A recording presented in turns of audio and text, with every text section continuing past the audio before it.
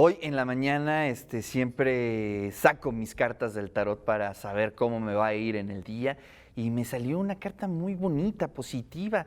Claro, pues es que hoy está el tocayo de los tocayos aquí en vivo. ¿Qué anda usted haciendo por aquí, lejos del mundo digital, tocayo? Tocayo, qué gusto saludarte, muy buenos días. Ya sabes, me patearon temprano de la cama y ¡Pum! entonces... Váyase temprano. Váyase. Y dije, voy a ver a mi cuate, voy a ver a mi tocayo. Pues sí. Oye, ¿qué tema nos traes el día de hoy, tocayo? A ver, cuéntanos. Oye, pues... El detective de la ciencia dice, 2 puntos. 2 puntos. ¿Cuánto cuesta la producción científica? Uy, Sí, uy. Sí, fíjate que este es un tema que pues ha estado dando la vuelta desde hace algunos años, por no decir décadas, en donde se cuestiona cuánto cuesta la producción, por ejemplo, de una institución, de una universidad, de un centro de investigaciones, y sabemos que esta producción se materializa principalmente en la figura de artículos académicos, de libros, inclusive de patentes. Claro. Y entonces, bueno, pues lo que han hecho algunos especialistas es valorar desde una dimensión económica cuánto cuesta un artículo, ¿no? O sea, cuánto cuesta producirlo, por ejemplo, ¿no?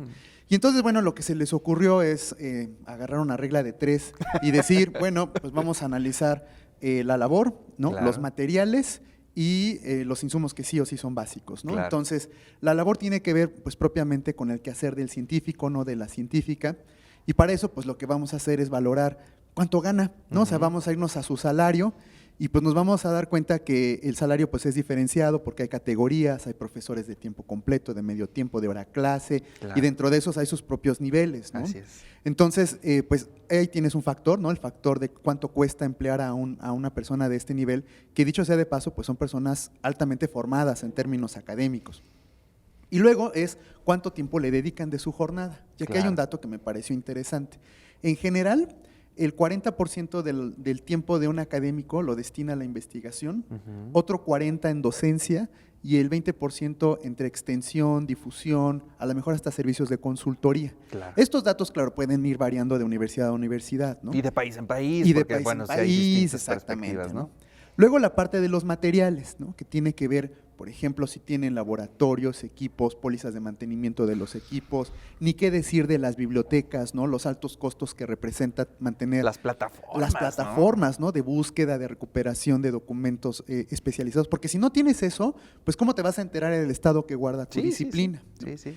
Y luego, bueno, pues va la otra parte, ¿no? Que es los materiales que sí o sí debes tener, que es la parte administrativa, ¿no? Entonces, la gestión, quién paga tu nómina, no sé quién hace la parte de recursos humanos, etcétera, etcétera. Y entonces, conforme te vas adentrando en los componentes, vas ubicando que es muy complicado definir un único precio, ¿no? Claro. Ahora, la otra cosa que es bien importante decir es que comúnmente los investigadores buscan su propio financiamiento. Entonces, pues tocan puertas a nivel nacional, a nivel extranjero, y también es cierto que establecen redes de colaboración. Entonces, pues tienen colaboradores en el extranjero, y algo que no nos encanta de la industria editorial científica es que eventualmente hay que pagar una vez que te han aceptado te han aceptado tu artículo, tienes que pagar un costo de procesamiento de la publicación. No, y así como te cobran también el ingreso a los congresos y todo lo demás, ¿no? Claro, por supuesto. Y entonces como que es un trabajo, como yo diría como de pulpo, ¿no? Porque tienes que hacer 1000 cosas al mismo tiempo. Por supuesto, en tu proceso de formación de alumnos, pues igual y te vas a apoyar con ellos, ¿no? Para que, pues no sé, a lo mejor por medio de su tesis sale un producto, Claro. o hay que hacer estudio de campo, o hay que estar desvelándose en el laboratorio. O sea, literal lo que aplique. Claro. Entonces, bueno, cuando se lleva ya punto a a los números, pues tenemos que puede costarte desde 0 euros, porque este estudio es europeo, a un promedio de 2.250 euros en un artículo de una revista nacional, pero tranquilamente dice el especialista o los especialistas, te puedes ir hasta 8.300 euros por un documento científico, ¿no? ¡Wow! Entonces, es un decir, hay que considerar también la cuestión de los tiempos y del uso. Por ejemplo, los especialistas dicen, bueno, el artículo científico, ¿qué uso tiene? Claro. Entonces, mucha gente dice, bueno, lo que quisiera es que el resultado científico tenga una aplicación práctica. Entonces, pues eso también es complicado. Nada más aquí un dato. Por ejemplo, todo medicamento de patente, pues invariablemente es el resultado de procesos de investigación. Pero para llegar a un medicamento de patente, se hacen más o menos 5,000 procesos de investigación. Wow. O sea, de los cuales 4,999 no llegaron a la patente que eventualmente va a llegar a un estante de una farmacia. Entonces, imagínate lo que se tiene que invertir en cantidad de dinero. O sea, estamos hablando de cientos de millones de euros, por no decir que miles de millones de euros, para llegar a ciertos medicamentos. Y bueno, a lo mejor en un nivel en donde no nos dedicamos a la ciencia aplicada, sino más a la ciencia básica, pues el valor está en el número de citaciones. ¿Cuántas veces se cita el trabajo? Porque se asume que si se cita, pues sirve como Es una una base, referencia, ¿no? es una referencia para permitir el avance de la ciencia. Entonces, lo cierto es que la producción científica es un proceso altamente financiado, se requiere siempre del apoyo, pero también se sigue siendo necesario el rigor científico para llegar a buenos resultados que aporten al avance de las propias disciplinas. Oye, qué interesante. A ver, este costo podríamos decir que contempla ya un científico formado, ¿no? Es decir, ya, digamos, tienes el membrete de científico, ¿no? Y ya estás investigando y entonces es un cálculo del artículo que publicas, Así es. ¿no? Y está interesante. Pero también sería muy interesante como darle ese porcentaje de cuánto costó su formación, ¿no?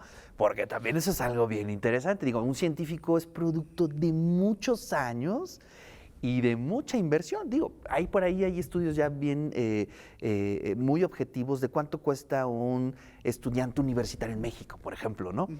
Y cuánto cuesta un estudiante de posgrado, de maestría, cuánto cuesta uno de doctorado, que ya incluye una beca, que ya incluye las estancias, las publicaciones. Es decir, se va aumentando el costo hasta convertirse en un científico. Digamos, sería interesante también ahondar sobre ese costo y de cuánto costaría hacer un paper, ¿no? Un artículo, un libro.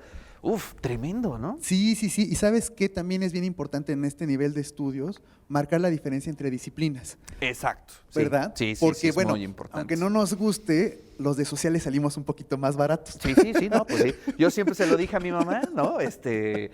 Cuando yo estudié letras, lo máximo que llegaba a pagar eran las fotocopias de los libros, ¿no?